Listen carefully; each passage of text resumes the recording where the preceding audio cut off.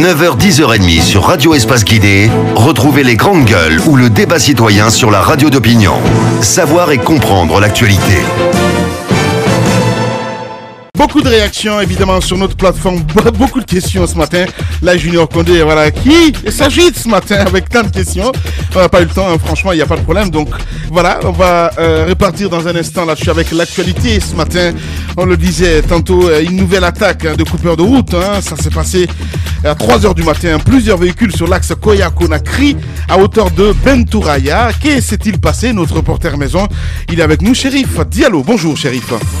Allez, le micro n'est pas activé, hein, je comprends pas. Bonjour. Bonjour Lamine et voilà. Bonjour à tous nos auditeurs. Alors, Chérif, vous étiez du convoi qui a essuyé cette attaque à hauteur de Kagbele ou Bentouraya, on ne sait plus, mais c'est quand même à la périphérie de Conakry. Des coupeurs de route ont sévi à nouveau, ont tenu des véhicules en respect. Expliquez-nous, racontez-nous, qu'est-ce qui s'est passé?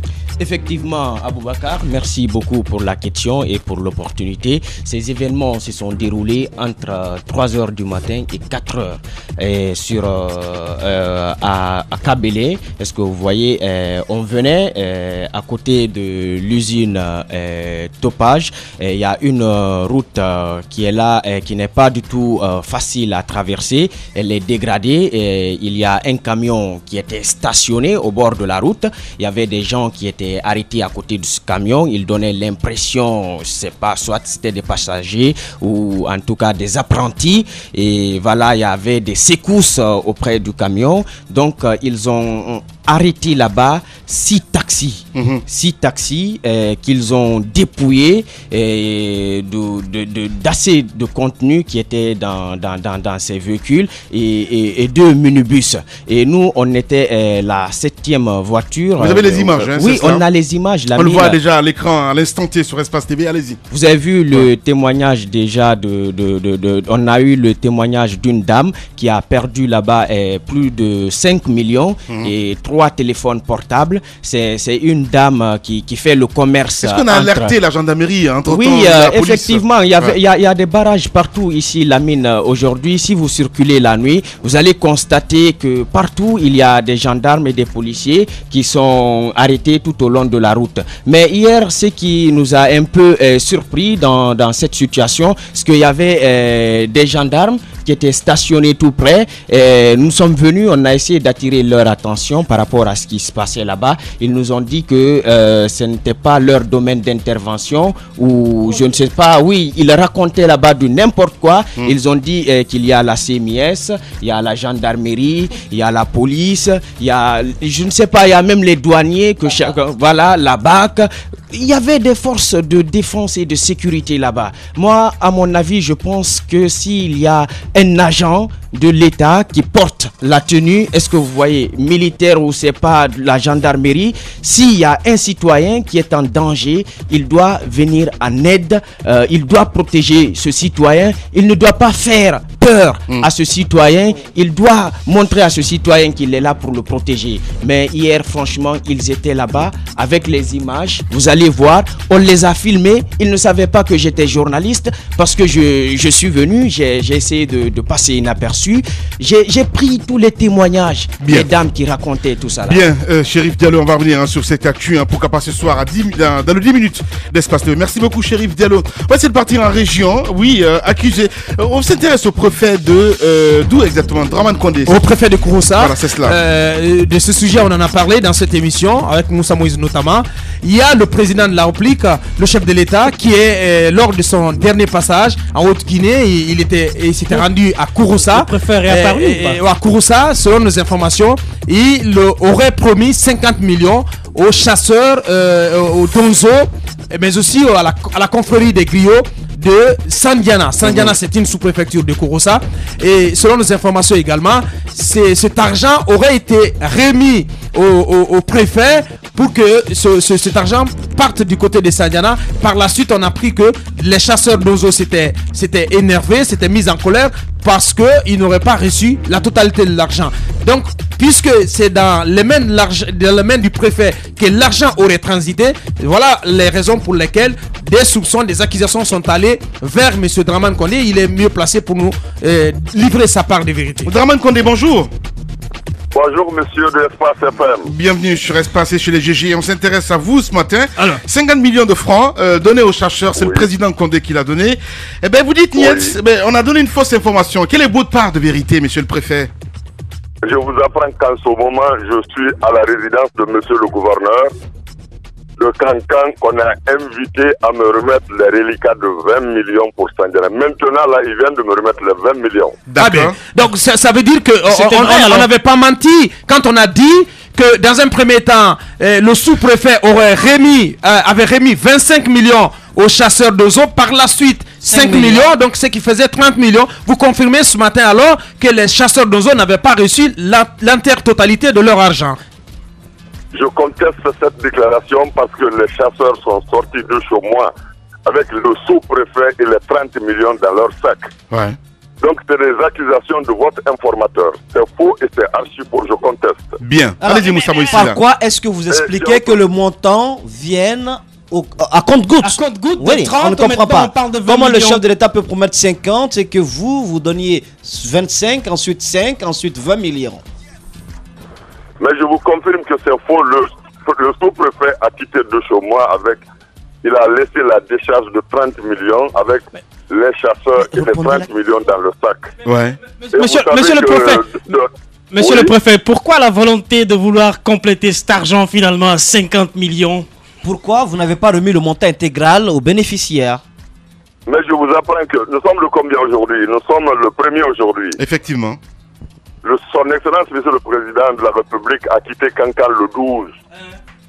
Je vous apprends encore que maintenant, Monsieur le Gouverneur a reçu des instructions pour remettre les reliquats de la promesse de son Excellence. Voilà, mais la question qu'on se pose, Monsieur Condé, la question qu'on se pose, pourquoi compléter cet argent si le président n'a pas donné 50 millions? Pourquoi compléter? Pourquoi vous cassez la tête à dire il faut qu'on complète à 50 millions finalement? Absolument.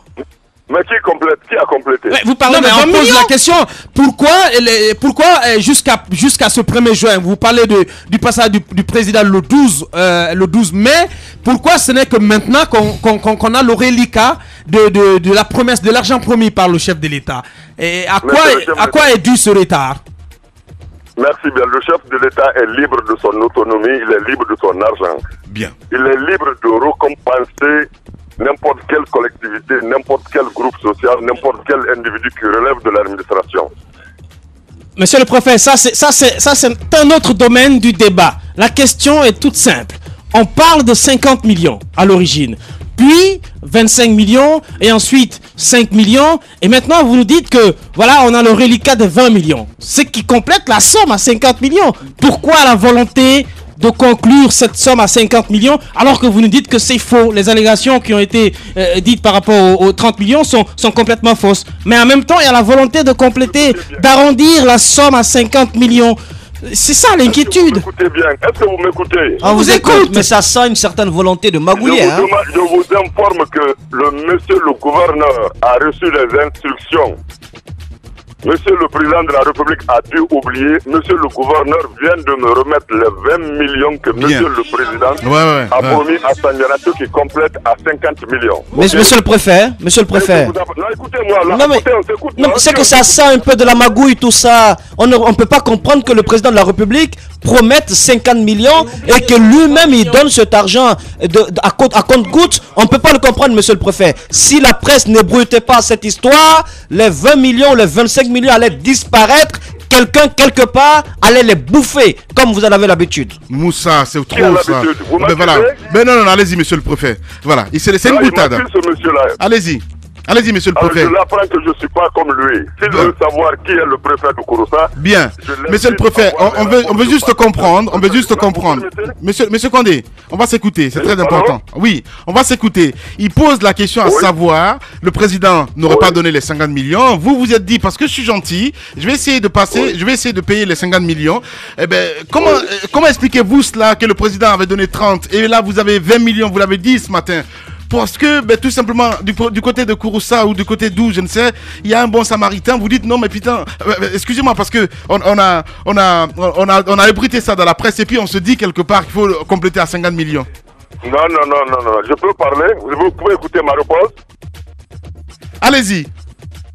Alors, je vous apprends que c'est hier nuit que monsieur le gouverneur a eu les instructions de qui de droit pour remettre les 20 millions reliquats que son excellence aurait promis à Sandiana. C'est pas le préfet qui rembourse.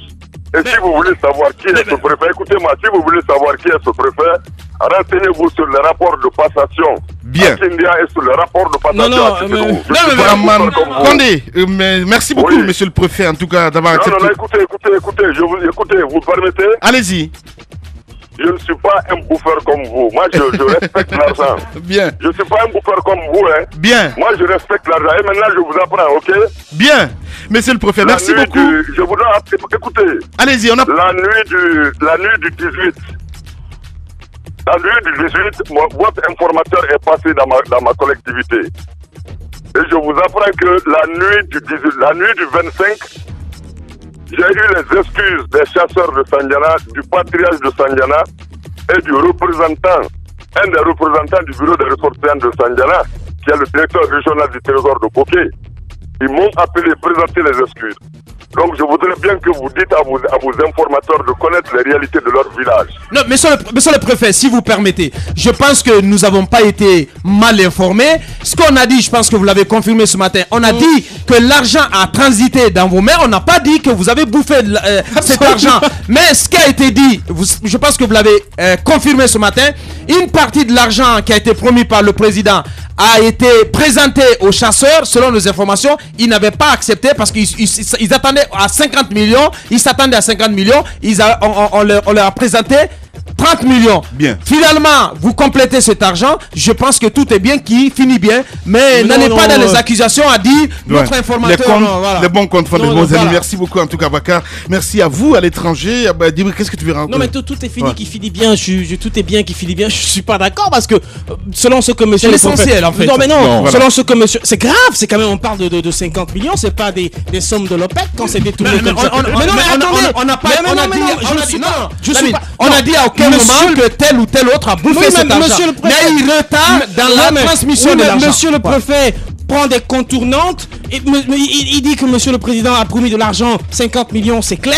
Alors, on parle de 30 millions, on parle de 5 millions, etc. Est-ce que monsieur le président aurait oublié de donner toute la somme, d'où la volonté de compléter la somme à 20 millions? C'est beaucoup de questions qui se posent. Merci beaucoup les GG. On va se retrouver demain pour un autre numéro. Passez une excellente soirée sur Espace TV. Au revoir.